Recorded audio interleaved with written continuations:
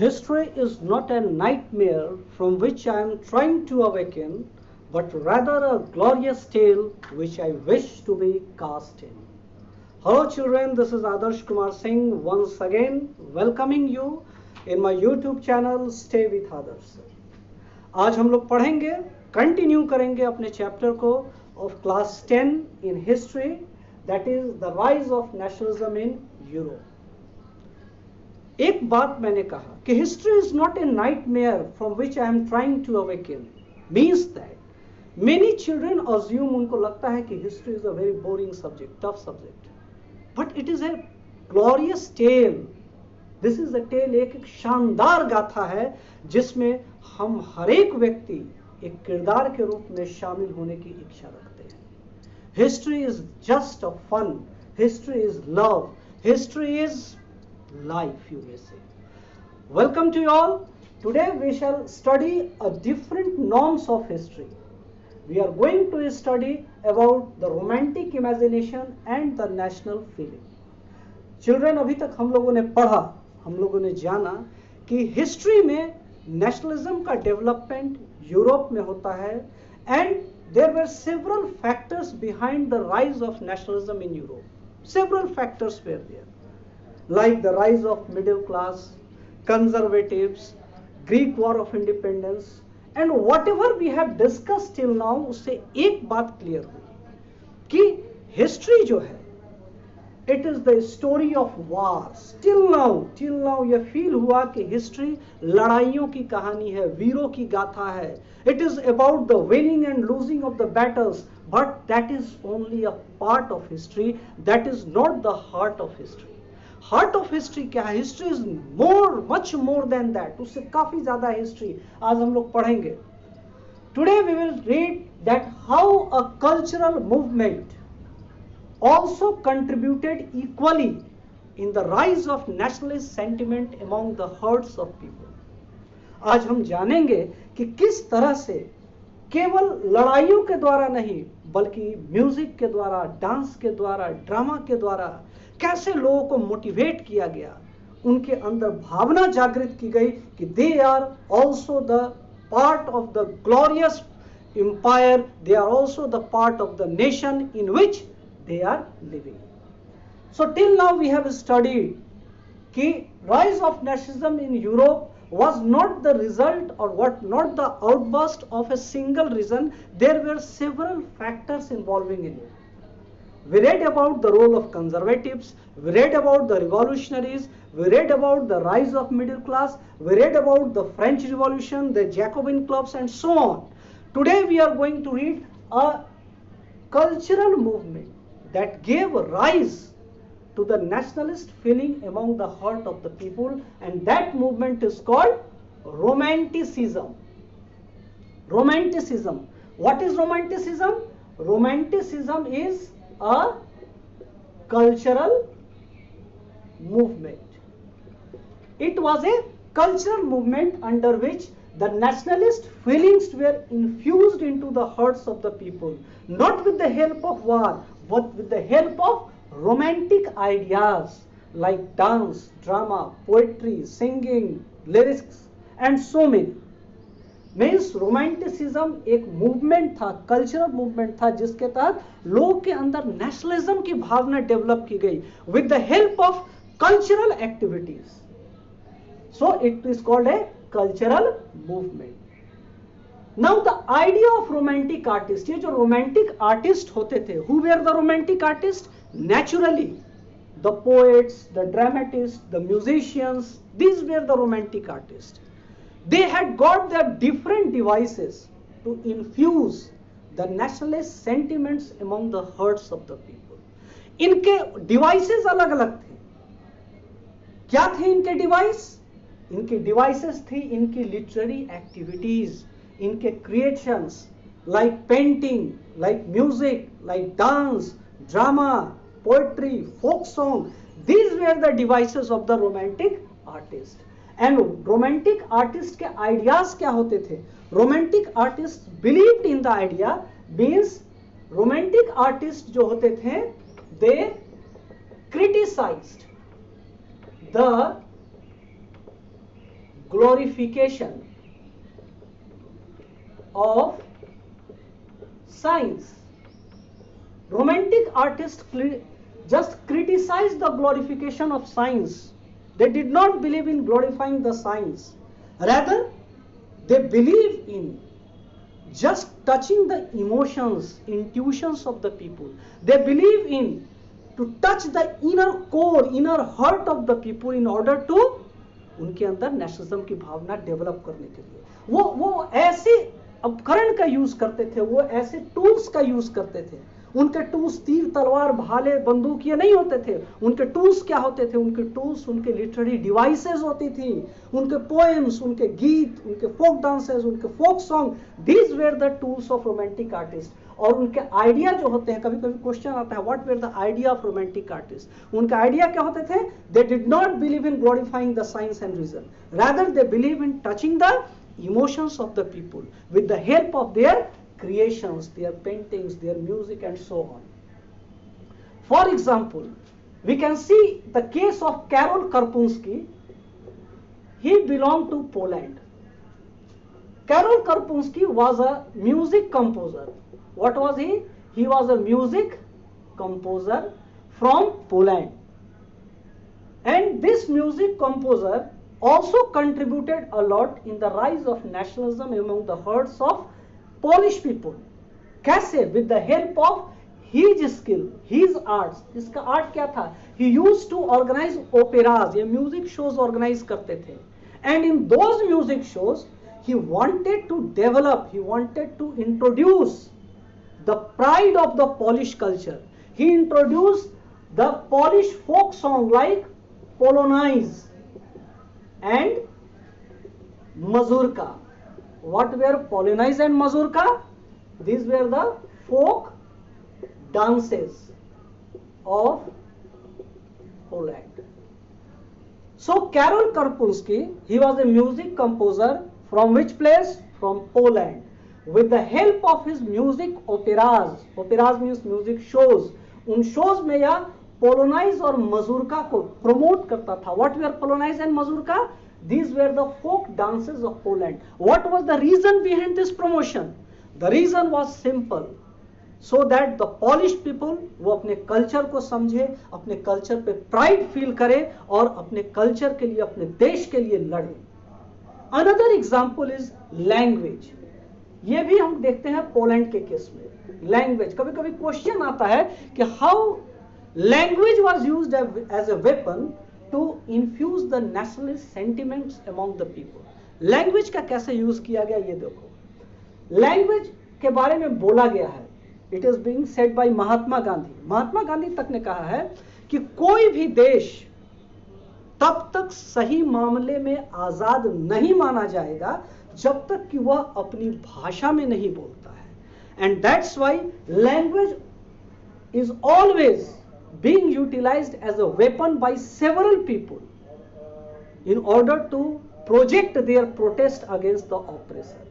तो लैंग्वेज का एक केस आता है, कभी क्वेश्चन आता है कि विथ एन एग्जांपल प्रूफ करो. तो when Poland was occupied by Russia, Russia occupied Poland.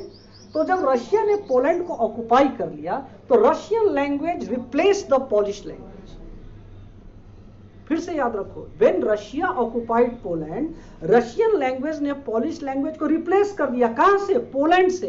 Poland के स्कूल से, पोलैंड के चर्चेस से Polish language was replaced and Russian was imposed upon the Polish people. And the Polish people driven by the nationalist sentiments, they used language as a weapon to fight against the oppressor the Russians. उन्होंने language को use किया अपना protest जाहिर करने के लिए. जहां मना किया गया पॉलिश यूज करने के लिए, वो पॉलिश यूज किए.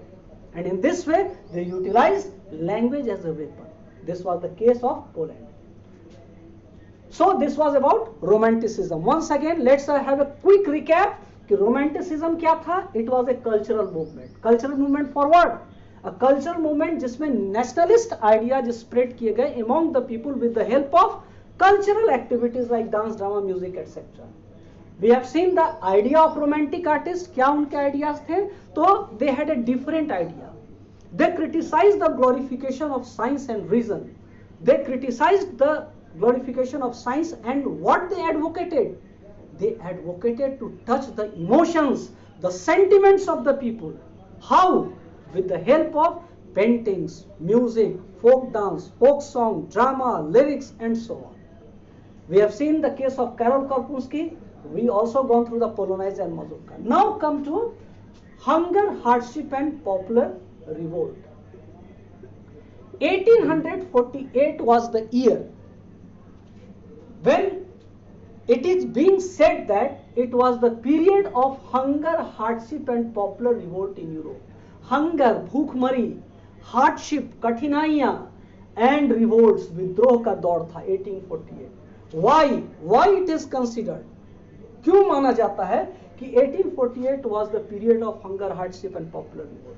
The reason is increase in population.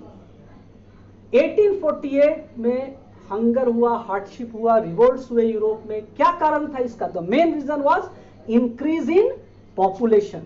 This was the time when European population increase leaps and bounds.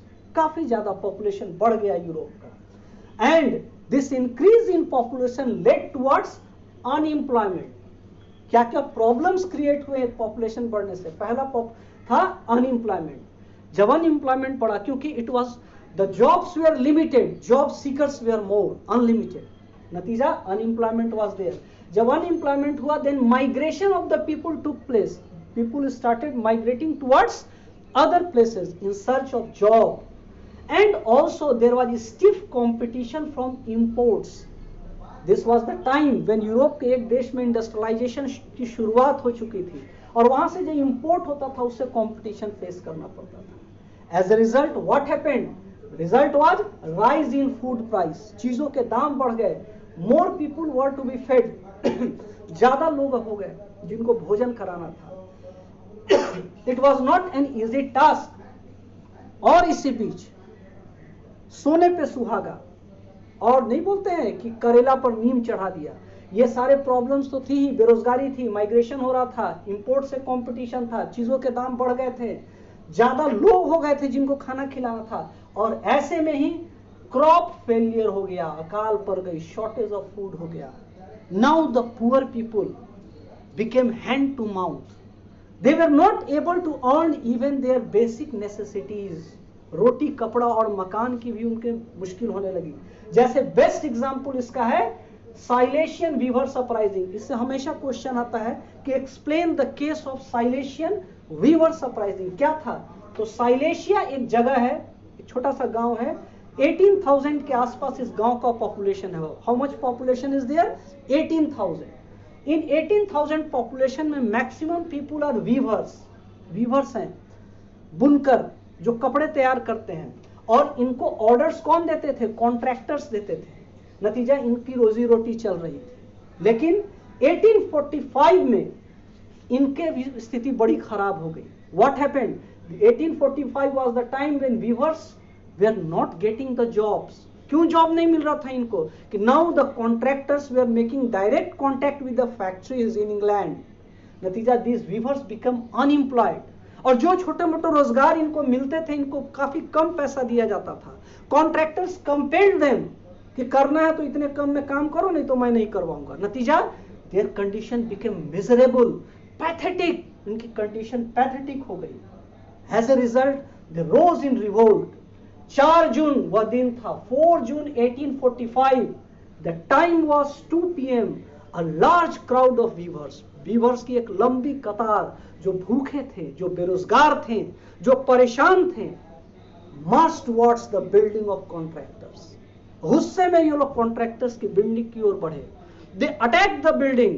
They looted down the godowns. They rose in revolt against the contractors. Police बुलानी पड़ी, उनके fire किए गए उन पे, जिसमें 11 viewers मारे गए. This tragic incident is known as the Silesian Weavers Uprising. ये शो करता है कि how pathetic were the conditions of the people, so that the poor, जो जानते थे कि वो ऐसा करेंगे तो उन पर पुलिस गोली चलाएगी, बावजूद इसके they rose in revolt against it. ये शो करता है कि how this period really brought the age of hunger and hardship for the common people. And as a result of this, situation was becoming worse day by day. खराब हो रही थी. नतीजा, what was the outcome? इस hunger और hardship का outcome क्या हुआ? People became rebellious. They outbursted in revolt against the existing government. उन्होंने विद्रोह कर दिया in the year 1848. They came out on the roads having the placards on their chest. हमें काम चाहिए, प्लेकार्ड्स टांग के. बेरोजगार, भूखे नंगों की कतार गलियों में उतर आई. They erected the barricades, they erected the banners, templates लेके घूमने लगे. मुझे काम चाहिए, मुझे भूख लगी है, मुझे रोटी चाहिए. The condition was that much pathetic कि ये गरीब लोग अब कुछ नहीं समझ सकते थे. They were not knowing what was right, what was wrong. The situation became out of control. As a result, Louis Philippe, जुलाई रिवॉल्यूशन में याद करो, लुई फिलिप को कॉन्स्टिट्यूशनल मोनार्क बनाया गया था. Louis Philippe had to fled away, भाग गया गद्दी छोड़ के. लुई फिलिप के भागने के बाद a national assembly was proclaimed. लोगों ने एक नेशनल असेंबली प्रोक्लेम की जिसमें जितने भी एडल्ट मेल थे उनको राइट टू वोट दिया. Suffrage was given to adult male. All the adult males were given right to vote. So this was the age of hunger and hardship in Europe. 1848 में hunger hardship का period था. क्यों था यह period hunger hardship का? क्योंकि population काफी बढ़ गया था. क्या परिणाम हुआ? Unemployment, migration, competition with imports. नतीजा, चीजों के दाम बढ़ गए. Rise in food price, more people were to be fed, crop failure added fuel to the fire, and as a result people started revolting against the government. एक example के through proof करना है. Silesian river surprise, we have gone through that. नतीजा क्या हुआ? नतीजा हुआ people revolted against the government. Louis Philippe had to fled away. भागने के बाद a national assembly was proclaimed in France. National assembly proclaimed की गई जिसमें सभी एडल्ट मेल्स को राइट टू वोट दिया गया. This was about hunger, hardship and popular revolt. Now Another revolt was going side by side. एक तरफ तो यह रिवोल्ट चल ही रहा था. यह रिवोल्ट किसका था? यह रिवोल्ट था भूखों का, गरीबों का. यह रिवोल्ट था उन लोगों का जिनके पास दो वक्त की रोटी नहीं थी. इसी के पैरेलल 1848 में ही एक दूसरा रिवोल्ट एग्जिस्टिंग गवर्नमेंट के खिलाफ चल रहा था. वो रिवोल्ट था revolt of the liberals. Liberals का रिवोल्ट. ये लिबरल्स क्यों रिवोल्ट कर रहे थे? Who were the liberals? हम लोग पढ़ चुके हैं. Liberals were the people from educated middle class.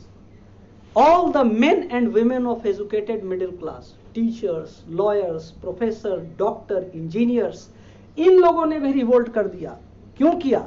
They thought it is the right time. Government एक तो इनके रिवोल्ट से परेशान है, गरीबों के, हम भी क्यों ना रिवोल्ट कर दें. 1848 में they revolted against the existing government. नतीजा हम क्या देख रहे हैं कि कंजर्वेटिव्स के बाद जो गवर्नमेंट बनी वहां पे अब उसके लिए कंडीशन काफी मुश्किल हो गया. लुई फिलिप गद्दी छोड़ के भाग गया. एक तरफ गरीबों का रिवोल्ट था तो यहां लिबरल्स ने रिवोल्ट कर दिया. जिसका बेस्ट एग्जांपल हमें देखने को मिलता है Frankfurt parliament, case of Germany. Many questions comes from this topic. Frankfurt parliament, explain the Frankfurt parliament, या फिर ऑब्जेक्टिव्स भी आ सकते हैं. क्या था फ्रैंकफर्ट पार्लियामेंट, ये हम जानेंगे. Frankfurt is a city in Germany. ठीक है. इस जर्मनी के इस शहर में मिडिल क्लास लोगों के ग्रुप ने अपने आपस में एक कॉम्बिनेशन करके, आपस में मशवरा करके फ्रैंकफर्ट में they assembled and they voted for an all German National Assembly. Conservatives के खिलाफ लिबरल्स ने एक असेंबली बना दी. इनको मौका मिल गया. इन्होंने देखा कि सरकार परेशान है तो हम भी क्यों ना अपना मतलब निकाल ले यहां से. So they met at a city of Frankfurt in Germany और वहां पे उन्होंने they voted for a all German National Assembly और इस असेंबली का नाम दिया गया Frankfurt Parliament. 831 members were in this assembly. 831 लोग इकट्ठा हुए. Mind it, I am describing about the Frankfurt Parliament. 831 members just drafted a constitution for the nation, and these 831 members were from which class? Middle class. They met at which place? At Frankfurt. मिलने के बाद उन्होंने क्या किया? They voted for an all German National Assembly and where was this assembly was convened at Saint Paul Church in Frankfurt. And उन्होंने क्या किया? दे drafted a constitution, और उस कॉन्स्टिट्यूशन को ले जाके उन्होंने उस समय के राजा के सामने पेश किया। Who was the king? The king was Frederick Wilhelm four, the king of Prussia. He was the king of Germany that time also. तो उन्होंने after the liberals drafted a constitution, they went to the king. वो राजा के पास गए, they presented crown to the king. उन्होंने king को crown offer किया कि yes we are ready, we accept you as our king, but आपको कैसा king बनना होगा? आपको कॉन्स्टिट्यूशनल मोनार्क बनना होगा। जो हमने कॉन्स्टिट्यूशन बनाया है उसके अनुसार आपको रूल करना होगा। Frederick William IV was not ready for this. He was a conservative ruler and he rejected the constitution. He rejected the constitution and he disbanded the parliament. उसने पार्लियामेंट को डिसबैंड कर दिया। कैसे कर पाया? अब आप क्वेश्चन पूछोगे कि if the middle class arouse in revolt, उन्होंने इतना कुछ कर लिया, तो how the king was successful in disbanding the parliament? तो रीजंस था, देयर वर रीजंस कि Frederick Wilhelm four succeeded in disbanding the parliament. पहला रीजन था कि other conservative rulers of that time supported Frederick Wilhelm four, इसकी ताकत बढ़ गई। दूसरा था कि this middle class people did not get the support of this poor class, इनकी ताकत कमजोर हो गई। And third, this middle class people also did not get the support of women, क्योंकि वीमेन को इन्होंने कोई राइट्स ही नहीं दे रखा था। हम लोग आगे देखेंगे पोजीशन ऑफ वीमेन कि देयर लिबरल्स जो थे, they demanded for rights, equality, everything. समाज में इनको राइट्स चाहिए थी, इक्वालिटी चाहिए थी, लेकिन किसके लिए? Only for mails, only for propertied people. ये मिडिल क्लास के लोग, अमीर लोग थे, ये ना गरीबों के बेहतरी के लिए डिमांड कर रहे थे, न औरतों के। नतीजा, दे did not get the support of these two major section of the society. As a result, conservative forces united together and they succeeded in disbanding the parliament, और parliament fail हो गया। Frankfurt parliament was disbanded and this was failed. Why this parliament was failed? Because it could not get the support of two major section of the society. Which were two major section? One was women, other were poor people. And on the other hand, conservatives ruler, they joined together, and that's why उनका power बढ़ गया। Position of women कैसा था? Pathetic. These liberals were demanding rights, but for whom? Only for those person belonging to the upper level of the society, जो अमीर थे। औरतों के न उनके राइट्स की बात की गई, न उनके अधिकारों की बात की गई, न ही उनके पोस्ट की बात की गई, न ही उनके बेहतरी की बात की गई। लेकिन इस तरह से हम देखते हैं कि 1848 में जो रिवॉल्यूशन स्टार्ट हुआ कंजर्वेटिव्स के खिलाफ, that came to an end, और इसका रिजल्ट क्या हुआ? Again conservatives consolidated their power. Liberals के रिवोल्ट के बावजूद, पुअर के रिवोल्ट के बावजूद, conservatives succeeded in regaining their power. उन्होंने फिर से अपने को कंसोलिडेट कर लिया और वो मजबूती के साथ उभर कर आए। लेकिन it brought some measures improvement as well. जैसे रिजल्ट्स में हम लोग देखेंगे कि now monarchy started granting concessions.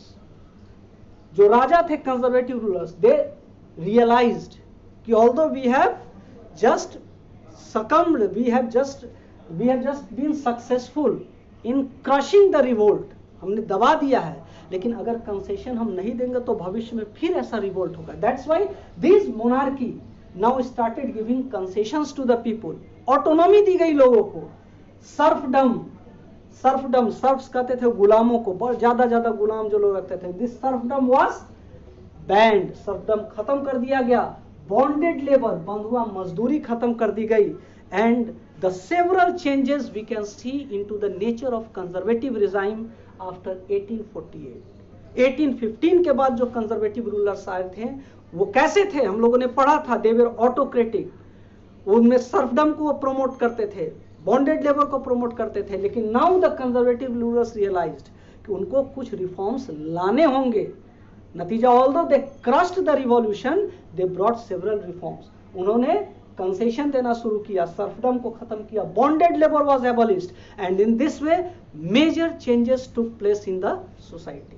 So we have discuss today about romantic imagination, romanticism, hunger hardship, popular revolt. इसके अलावा 1848 में लिबरल्स का रिवोल्ट हमने देखा, how this revolt brought to an end, Frankfurt parliament क्या था, क्यों फेल हो गया, ये सारी चीजें हमने देख ली। In my next video we will go to read about the unification of Germany, Italy and Great Britain. Nationalism in Europe के जो भी फैक्टर्स थे, रीजन थे, वो सारे अब क्लियर हो गए हैं। अब हम लोग पढ़ेंगे यूनिफिकेशन ऑफ द कंट्रीज, उसके बाद लास्ट टॉपिक पे जाएंगे। टिल देन, यहां तक में अगर कोई भी प्रॉब्लम हो, you are free to ask from me, my number is given in the description. आप बिल्कुल फ्री हो, आप जिस समय चाहो कॉल करके अपने डाउट्स को मुझसे क्लियर कर सकते हो। So now till then, goodbye, stay with Aadarsh, very good luck to all of you, thank you.